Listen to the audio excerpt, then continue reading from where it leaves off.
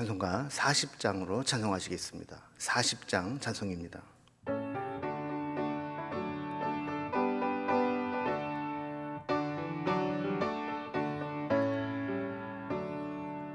찬송으로 보답할 수 없는 큰 사랑, 주님께 영광 할렐루야. 형제 자매 모두 함께 모여 찬송해, 주님께 영광 할렐루야. 하나님의 자녀여 크게 찬송 부르며 밝고 거룩한 길로 기쁨으로 나아가 주의 보좌 앞으로 속히 들어가겠네. 주님께 영광 할렐루야. 우리 받은 주님 은혜 한량 없도다. 주님께 영광 할렐루야. 기쁜 찬송 부르면서 천국 가겠네. 주님께 영광 할렐루야. 하나님의 자녀여 크게 찬송 부르며 밝고 거룩한 길로 기쁨으로 나아가 주의 보좌 앞으로 속히 들어가겠네. 주님께 영광 할렐루야.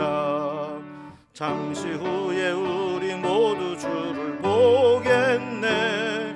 주님께 영광 할렐루야. 영광스런 보좌 위에 거룩하신 주, 주님께 영광 할렐루야. 하나님의 자녀여 크게 찬송 부르며 밝고 거룩한 길로 기쁨으로 나아가 주의 보좌 앞으로 속히 들어가겠네. 주님께 영광 할렐루야. 만국 백성 천국에서 소리 높여서 주님께 영광 할렐루야. 영원토록 주의 공로 찬양하겠네. 주님께 영광 할렐루야. 하나님의 자녀여 크게 찬송 부르며 밝고 거룩한 길로 기쁨으로 나아가 주의 보좌 앞으로 속히 들어가겠네. 주님께 영광 할렐루야. 아멘. 오늘 함께 나눌 하나님 말씀은 신약성경 에베소서 3장 1절에서 13절까지 말씀입니다. 에베소서 3장 1절에서 13절까지 신약성경 311면 12면에 있습니다. 말씀을 제가 봉독하겠습니다. 이러므로 그리스도 예수의 일로 너희 이방인을 위하여 갇힌 자 된 나 바울이 말하거니와 너희를 위하여 내게 주신 하나님의 그 은혜의 경륜을 너희가 들었을 터이라. 곧 계시로 내게 비밀을 알게 하신 것은 내가 먼저 간단히 기록함과 같으니 그것을 읽으면 내가 그리스도의 비밀을 깨달은 것을 너희가 알 수 있으리라.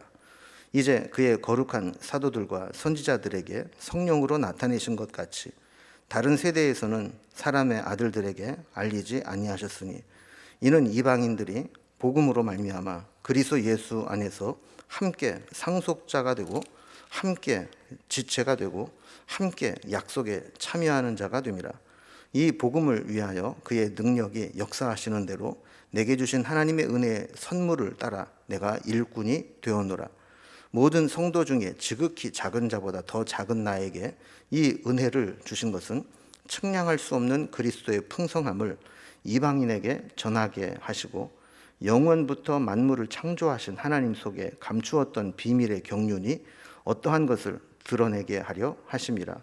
이는 이제 교회로 말미암아 하늘에 있는 통치자들과 권세들에게 하나님의 각종 지혜를 알게 하려 하심이니 곧 영원부터 우리 주 그리스도 예수 안에서 예정하신 뜻대로 하신 것이라. 우리가 그 안에서 그를 믿음으로 말미암아 담대함과 확신을 가지고 하나님께 나아감을 얻느니라. 그러므로 너희에게 구하노니 너희를 위한 나의 여러 환난에 대하여 낙심하지 말라. 이는 너희의 영광이니라. 아멘. 우리 어제까지 살펴본 에베소서 2장에서는 우리가 그리스도 안에 있기 이전의 삶과 그리스도가 오시고 난 후에 우리에게 어떤 변화가 있었는가를 이렇게 비교해서 설명하면서 구원의 원리, 그리고 우리가 함께 지어져가는 교회의 원리를 설명했습니다. 특히 십자가 안에서 우리는 다 하나가 되었고 함께 교회를 세우는 자가 되었다라는 내용까지 살펴보았습니다. 그리고 오늘 본문으로 바로 이어져 나오는 내용을 보면 바울은 지금 이제 감옥에 갇혀 있는데 왜 무엇을 위해 감옥에 갇히게 되었는지, 특히 에베소 교회에 있는 이방인 출신들의 성도들을 위해서 내가 사도가 되었는데 그것이 어떤 의미가 있는지를 설명하고 있습니다.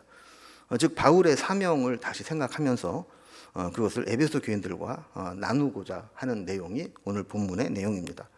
오늘 본문을 좀 구분을 좀 단락별로 해보면 두 부분으로 나눌 수 있는데, 먼저 앞부분 1절에서 7절까지는 바울이 하나님의 비밀을 맡은 자로서 사명을 감당하기 위해서 감옥에 갇혀 있다 하는 자신의 형편과 처지를 이야기를 합니다.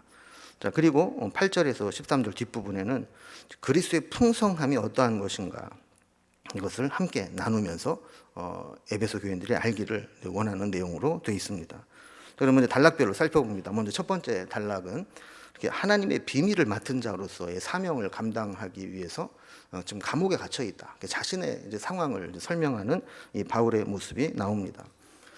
바울은 편지 중간중간에 자신이 복음을 전하기 위해서 사명을 감당하다가 옥에 갇히게 되었다라는 것을 소개하죠. 자, 이렇게 자신이 감옥에 갇혀 있었다라고 하는 것을 밝히는 이유는, 첫째는 바울의 사명이 이런 것이다 라는 것을 공유하기 위함이고, 또 하나는 이제 13절에 있는 말씀과 같이 바울의 이 투옥으로 인해서 바울이 당한 환난 때문에 에베소 교인들이 낙심하지 않기를 원했기 때문이라는 것이죠. 복음을 전한다고, 하나님 뜻을 전한다고 하면서 감옥에 갇힌다를 이해하기 쉽지 않지만, 그러나 그것이 하나님의 뜻임을 설명하기 위한 것입니다.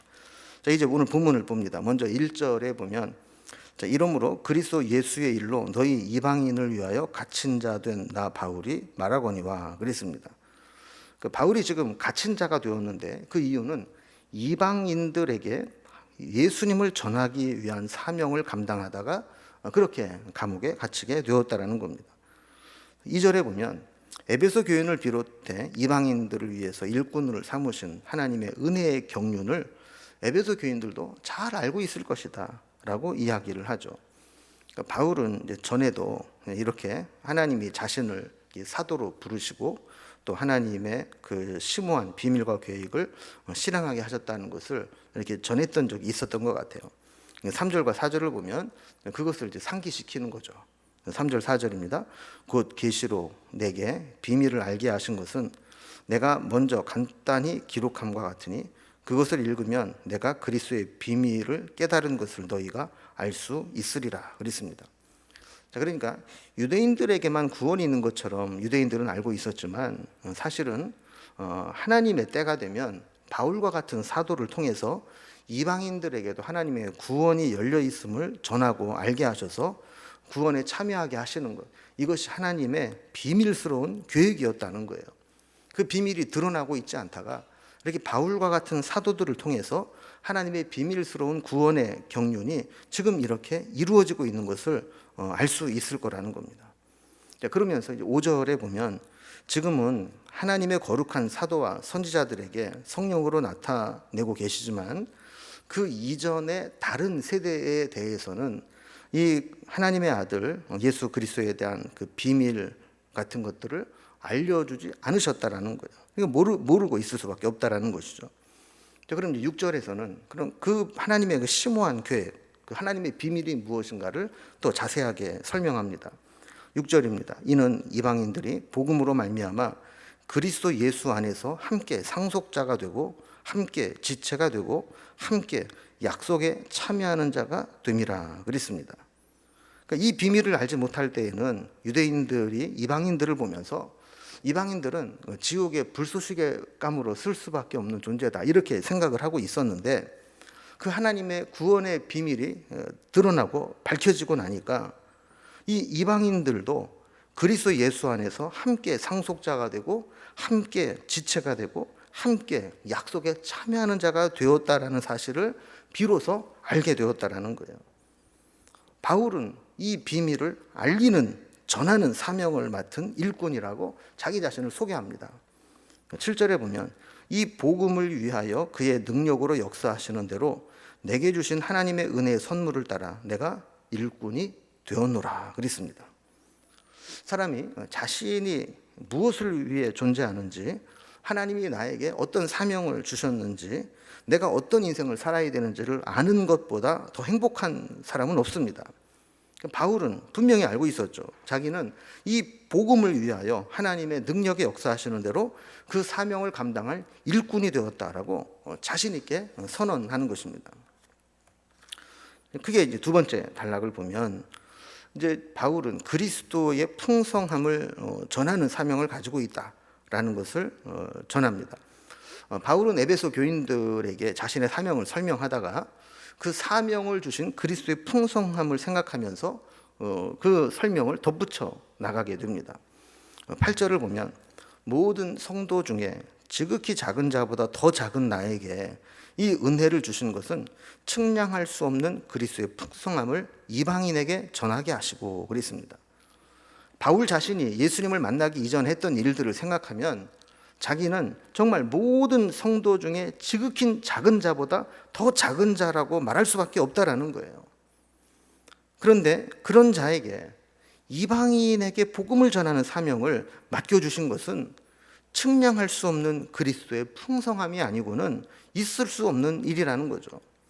그래서 9절에 보면 하나님은 바울에게 복음 전하는 사명을 맡기시면서 영원부터 하나님 속에 감추었던 비밀의 경륜이 드러나게 하셨다고 이야기합니다. 이 복음을 전하면서 감추었던 하나님의 비밀의 경륜을 나타내자 10절에 보면 이는 이제 교회로 말미암아 하늘에 있는 통치자들과 권세들에게 하나님의 각종 지혜를 알게 하려 하심이니 그랬습니다. 바울이 가는 곳마다 교회를 세우고 이 교회에 하나님의 비밀을 전해서 이방인이든 유대인이든 모든 교회가 하나님의 지혜와 비밀을 알게 되었다라는 거예요. 그 바울은 지금 감옥에 있지만 자신을 통해서 이런 하나님의 섭리와 계획들이 이루어지고 전파되어져 가는 것들을 보면서 감사할 수밖에 없었다라는 것이죠. 11절에는 하나님이 바울을 통해 교회에 알리신 비밀스러운 지혜와 계획이 어떤 것인지를 구체적으로 설명합니다. 곧 영원부터 우리 주 그리스도 예수 안에서 예정하신 뜻대로 하신 것이라. 그러니까 비록 이 세상에 방해가 있고 걸림돌이 있어도 하나님은 그리스도 예수 안에서 예정하신 뜻대로 하나님의 계획을 진행하고 계신다라는 거예요. 바울과 같은 사도를 통해서 그 하나님의 계획하셨던 것들이, 예정하셨던 것들이 다 이루어지고 있다라는 겁니다. 하나님의 계획이 이렇게 반드시 이루어지는 것을 믿기 때문에 바울은 자기는 지금 감옥에 있으면서도 담대함과 확신을 가지고 하나님 앞에 설 수 있다라고 이야기합니다. 12절에 우리가 그 안에서 그를 믿음으로 말미암아 담대함과 확신을 가지고 하나님께 나아감을 얻느니라 그랬습니다. 그럼 대부분의 사람들은 선을 행하다가 뭔가 가로막히는 것이 있고 피해를 보게 되고 또 뭔가 일이 막히게 되면 낙심하고 포기하기 쉽습니다. 그러나 바울은 어떤 방해를 받아도, 심지어 감옥에 갇히게 되어도 위축되거나 낙심하는 것이 아니라 오히려 더 담대하게 확신을 가지고 하나님께 나아갈 수 있다, 이렇게 이야기를 하는 것이죠. 그래서 바울은 자신이 복음 때문에 감옥에 갇히게 되었다고 해서 에베소 교인들이 그걸 보면서 낙심해서는 안 된다는 거예요. 13절 다시 보면 그러므로 너희에게 구하노니 너희를 위한 나의 여러 환난에 대하여 낙심하지 말라. 이는 너희의 영광이니라 그랬습니다. 자, 많은 사람들이 예수 믿기 때문에 이것도 못하고 저것도 못하고 이런저런 제약을 받는 것, 심지어 감옥에 갇히고 고생하게 되는 것, 이런 것들을 받아들이기를 어려워합니다. 예수 믿으면 만사 형통하고 잘 돼야지, 왜 내가 이것도 못하고 저것도 못하고 이런저런 제약을 받고 고통을 당해야 되는가.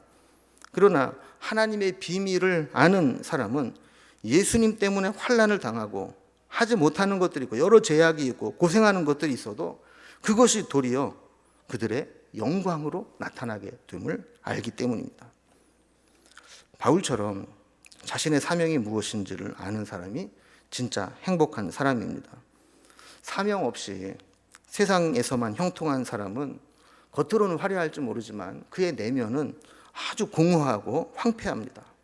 그러나 하나님의 비밀을 알고 있고 자신을 통해서 하나님의 섭리와 비밀스러운 계획들이 이루어지는 것을 바라보는 사람은 세상에서 비록 힘들고 고통스러운 여정을 살아간다 할지라도 세상 그 어떤 것도 부럽지 않은 행복한 삶을 살게 되는 것이죠. 우리 오늘 본문 말씀을 통해서 다시 한번 나는 무엇을 위해 사는 자인가? 나를 통해 하나님이 행하고자 하는 비밀스러운 일들은 어떤 것인가? 앞으로 나는 어떤 사명을 가지고 살아갈 것인가?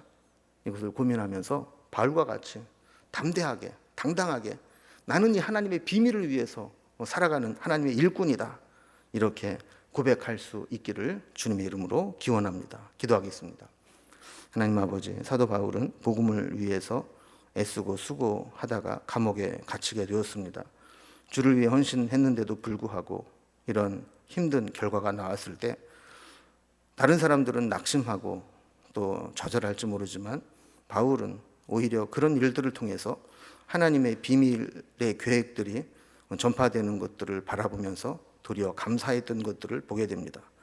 우리도 나를 통해 이루시는 하나님의 뜻이 무엇인지, 나에게 주신 사명이 무엇인지 분명히 깨달아 알게 하시고 그것을 이루며 살아가는 행복한 삶을 살게 하여 주옵소서. 오늘도 주님의 도구가 되기를 원하고 주님의 일꾼으로 쓰임받기를 원하고 주님이 보내신 사명을 감당하기를 원하오니 내 삶의 현장에서 그 사명을 잘 감당할 수 있도록 인도해 주옵소서. 예수님의 이름으로 기도드리옵나이다. 아멘. 각자의 기도 제목들로 자유롭게 기도하시겠습니다.